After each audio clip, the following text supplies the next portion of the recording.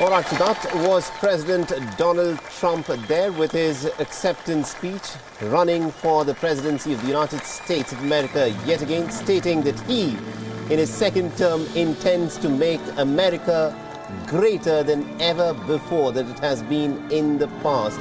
And as expected, he touched upon several things, and this, of course, is the fireworks that was promised as soon as Donald Trump has ended his speech. That has now gone up.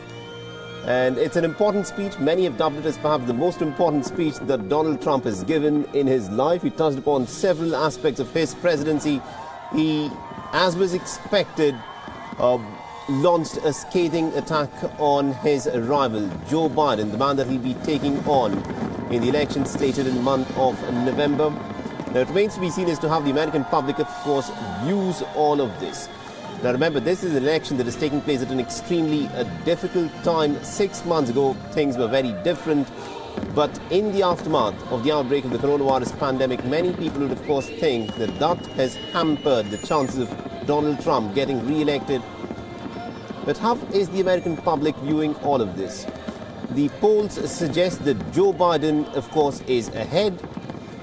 Donald Trump said that, look, Joe Biden, if he had been in power, would have actually made America fare far worse than what has happened under his tenure in the last 6 odd months in his handling of the coronavirus crisis. He also went on to state that if Joe Biden had been around, the coronavirus crisis would have been a much bigger problem. And that is something that the American people will, of course, go on to judge him on.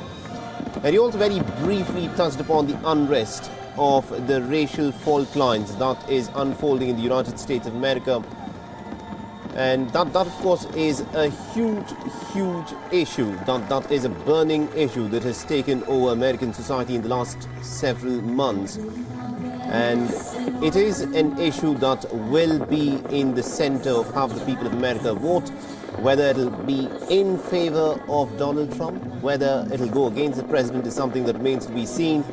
But what he has said is that he wants a very quick recovery as soon as the coronavirus pandemic ends. He also went on to state that he would like to add 10 million jobs over the course of the next 10 months. So he's made a few promises. He also said that he would like to put a woman onto moon. He wants the United States to send the first woman to moon, and a whole host of different promises, of course, have been made by President Trump. But has he said enough, and has he done enough to get re-elected, of course, is the big question. And to give us more insights into how all of this will, of course, play out, we are joined in by Jagriti Dave. She's joining us live from Washington, D.C. and has been tracking the events very closely for us. Good evening to you, Jagriti. This is, of course, the acceptance speech. So President Donald Trump has formally accepted the nomination from the Republican Party to be running for the office of the President of the United States of America. It was a long speech lasting almost about 70-odd minutes. And as expected, he launched a scathing attack on his rival, Joe Biden, where he said Joe Biden is not the person who is fit to be the President of America. He also, of course, went on to state that if Joe Biden had been in power, then America would have fared far worse in this crisis of coronavirus.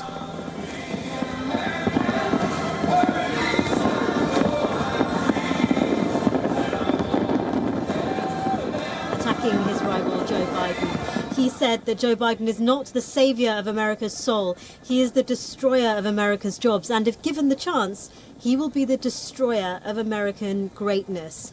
He really is casting himself as the man who is going to make America great again, despite the many problems that America is facing right now. He is very much painting Joe Biden as in the thrall of the left of his party. The description of Joe Biden as a Trojan horse is one we've heard now many times from a variety of different speakers.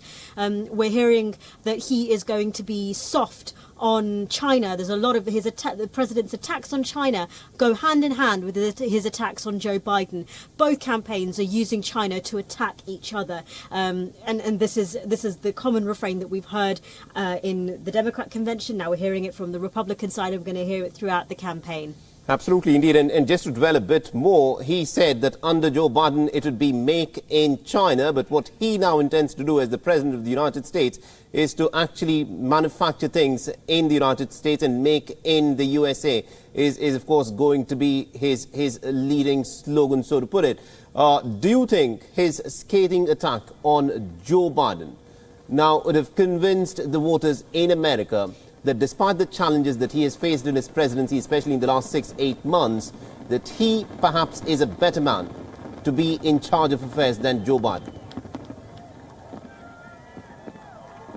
Well, this claim that the president is pushing the made in the US and Biden is all about made in China. I mean, this bringing back manufacturing back to the US or developing US manufacturing, again, is something that both campaigns are working on. Joe Biden launched his sort of economic plan, which also is sort of a kind of a rival to President Trump's America First strategy. And so again, there are actually interestingly many parallels that both campaigns are working on, and they're using similar arguments, again, like the attacks on China and the focus on US manufacturing, to try and draw in American voters. It just remains to be seen which argument the voters believe in, which party the voters believe are going to fulfill that pledge most effectively. Absolutely, indeed. And also he spoke at length about many things that he had done. He said that there can be no nation without borders. He said that he's built about 300 miles of walls. And, how much of an impact is this likely to have on the American psyche? Because remember, one of the things that he had made a huge issue during his first campaign was about building that wall with Mexico, but that clearly has not really materialized in the way that Trump would have wanted. Look, these arguments on immigration, on the border wall, on China, on attacking the Democrats as socialists, all of these play very well into the president's base of support. His base love these arguments, and they're going to back the president no matter what. The question is whether those Americans who are undecided are going to be swayed by those arguments, whether they care enough about the border wall as an issue that will make them go, I want to vote for Donald Trump over Joe Biden. It's throughout the Republican convention, both parties have tried to bring in people from, claim that they are a broad party, that they are a broad church, and try to bring in a variety of people into their fold. Both parties are trying to appeal to African American voters, Latinx voters, Asian Americans, and using different arguments to do so.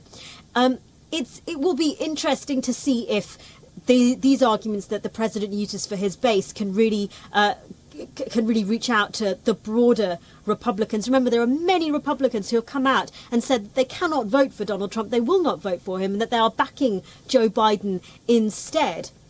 Really significant Republican figures like former Secretary of State Colin Powell, for example. So, it depends on how many people like that and those numbers, whether that is going to make an impact or not when it comes to November's election. Absolutely, indeed. And one of the persons who's in fact been tweeting, even as the president was speaking, was his rival Joe Biden, where he said, remember, every example of violence Donald Trump decries has happened in his watch under his leadership during his presidency. He's quite clearly referring to the unrest that the United States is witnessing. Now, President Trump, when he gave his address, he said that he has done more for the blacks of America, for the African-American community, since any president since the time of Abraham Lincoln. What kind of resonance is this likely to have within the African-American community, especially considering the strained relations that we are looking play out on the streets of America? Yes, exactly. This is a refrain that President Trump, a comment that President Trump has repeatedly said. You must remember that Joe Biden has a lot of support from the African-American community. Indeed, they took him through the primaries when he had the really bad first start in the New Hampshire primaries and the Iowa primaries, where it looked like Joe Biden wasn't going to make it. It was in the states in the South and the African-American communities there who really boosted his profile and actually kind of helped him him to end up being the nominee for the Democratic Party. So that is something that the Republicans are clearly aware of. And we heard from a lot of African Americans voices who came out in support of Donald Trump, clearly to try and show that he does have some support in that demographic, and it'll be interesting to see how that resonates. Look, the protests, as much as they are about race, the argument that the president is making is really about the law and order.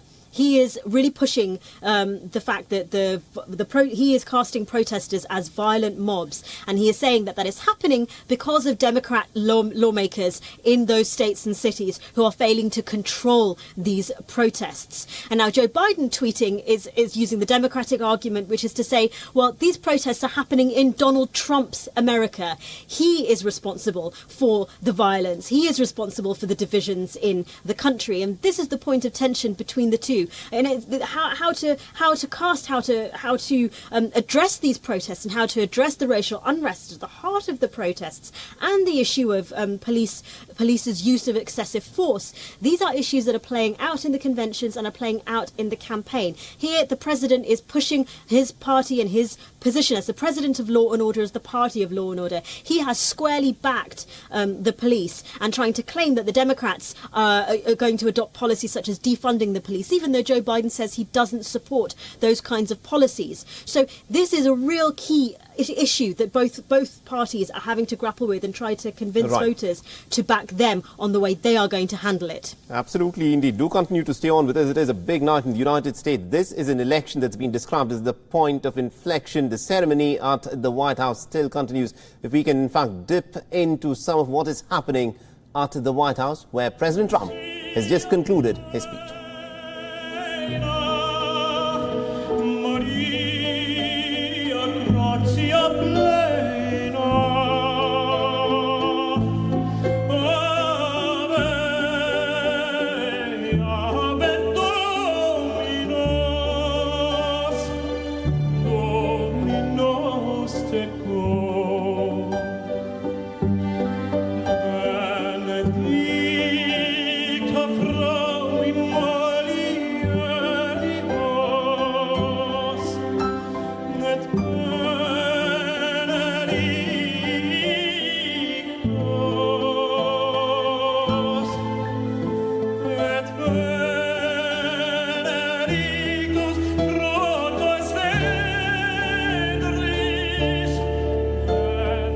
Back on this, a normal convention, even of a sitting president, would not normally take place at the White House, but Donald Trump has not really been apologetic about it. He in fact went on to describe that the White House is actually for him his white home. Weigh in on how this controversy of holding this convention is in fact playing out in the United States. Yes, there are a lot of people who are criticising the president's use of the White House as the backdrop to the Republican National Convention, just as they've criticised Mike Pompeo, the Secretary of State, for speaking at the convention whilst on a diplomatic trip to the Middle East. Now, these are all issues that are to do with the limits on federal employees engaging in political activities and the use of federal buildings in partisan political statements and events. And there are questions being asked about the ethics behind this. So, of course, Democrats have latched onto this and are hugely, hugely critical, with Democrats having launched an investigation into Secretary of State's Mike Pompeo's appearance as a sitting Secretary of State at a political conference. So, I mean, it'll be, in terms of the setting, I mean, it'll be interesting to see if ordinary voters pick up on this as an issue and whether they are worried or concerned about this in the way that Democratic lawmakers are. But certainly the president's critics have really picked upon this and just as an expression of how unprecedented it is to see the White House in the backdrop of a party convention. Absolutely, indeed. And lastly, perhaps President Trump's first tenure will be judged on whether he's actually succeeded in making the lives of Americans better. His first campaign slogan had been to make America great. Now, for the second campaign, for his second term in office, he's saying that he would like to make America greater than ever before it has been in the past. for which Joe Biden, of course, has put out a tweet where he said, and I'd like to quote that to you, Donald Trump promised to be the greatest jobs president God ever created. Instead, tens of millions of Americans are out of work. Now, Trump, while he spoke a little while back, said that he would like to create 10 million jobs over the course of the next 10 months.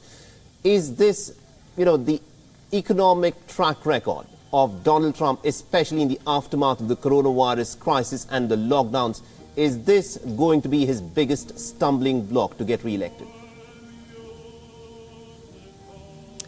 Well, President Trump, before the pandemic, was enjoying good figures, a good economy and good jobs figures.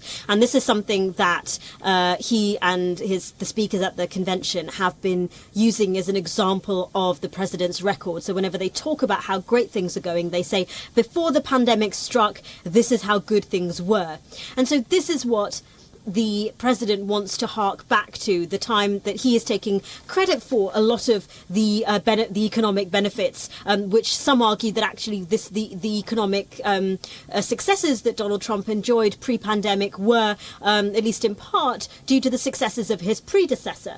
But President Trump taking the credit for it is saying, I did this and I can do it again. And that is an argument that he and his daughter Ivanka has made, many other people have made throughout, and that is a kind of a key talking point that we're going to hear time and time again.